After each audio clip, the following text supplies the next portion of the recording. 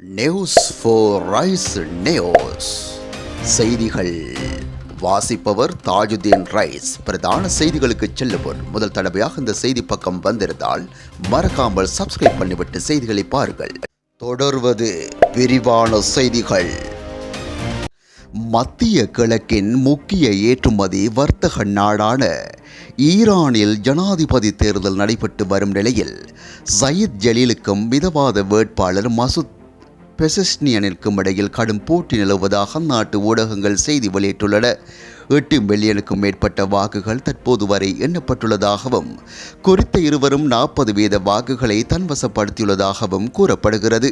2 வாக்காளர்களும் 50 வீத வாக்குகளை பெறாவிட்டால் வெள்ளிக்கிழமை 2ஆம் சுற்று தேர்தல் இடம்பெறும் என கூறப்படுகிறது. கடந்த மே 19ஆம் தேதி ஈரானின் முன்னாள் ஜனாதிபதி இப்ராஹிம் ரைசி ஹெலிகாப்டர் விபத்தில் உயிரிழந்ததை தொடர்ந்து ஈரானில் ஜனாதிபதி தேர்தல் நடைபெற்று வருகின்றமை குறிப்பிடத்தக்கது. இலங்கைக்கு வருகை தந்த இஸ்ரேலிய பெண் சுற்றுலா பயணி ஒருவர் திருகோணமலையில் காணாமல் போயுள்ளதாக தெரிவிக்கப்படுகிறது. இஸ்ரேலிய பெண் 26ஆம் தேதி முதல் காணாமல் போயுள்ளதாக ஹோட்டலின் உரிமையாளர் போலீசில் முறைப்பாடு செய்துள்ளார்.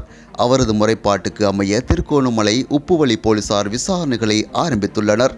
கடந்த 22ஆம் தேதி நாட்டுக்கு வருகை தந்த 25 வயதுடைய இஸ்ரேலிய பெண் சுற்றுலா பயணியை காணாமல் போயுள்ளமை குறிப்பிடத்தக்கது.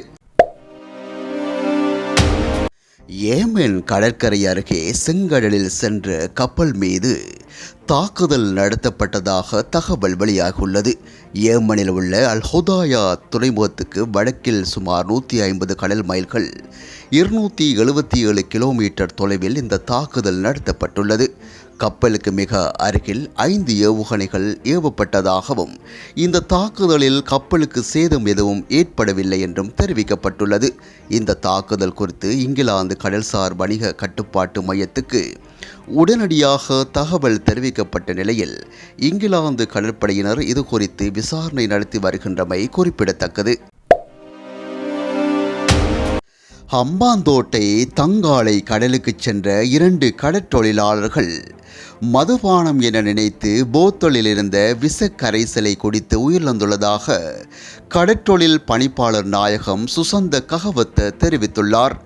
குறித்த சம்பவம் நேற்று இரவு இடம்பெற்றுள்ளதாக கூறப்பட்டுள்ளது. அத்துடன் கரைசலை குடித்த மேலும் 4 கடற்றொழிலாளர்கள் மோசமான நிலையில் வைத்தியசாலையில் அனுமதிக்கப்பட்டுள்ளதாகவும் அவர் கூறியுள்ளார். தங்காலை துறைமுகத்திலிருந்து கடற்றொழிலுக்கு சென்ற டெலான் என்ற படகில் இருந்த 6 பேரே இந்த சம்பவத்துக்கு முகம் கொடுத்துள்ளனர். அதேவேளை படகில் இருந்த தகவல் அனுப்பும் இயந்திரங்கள் ஊடாக குறித்த செய்தி கரைக்கு அறிவிக்கப்பட்டுள்ளதாகவும் தெரிவிக்கப்பட்டுள்ளது.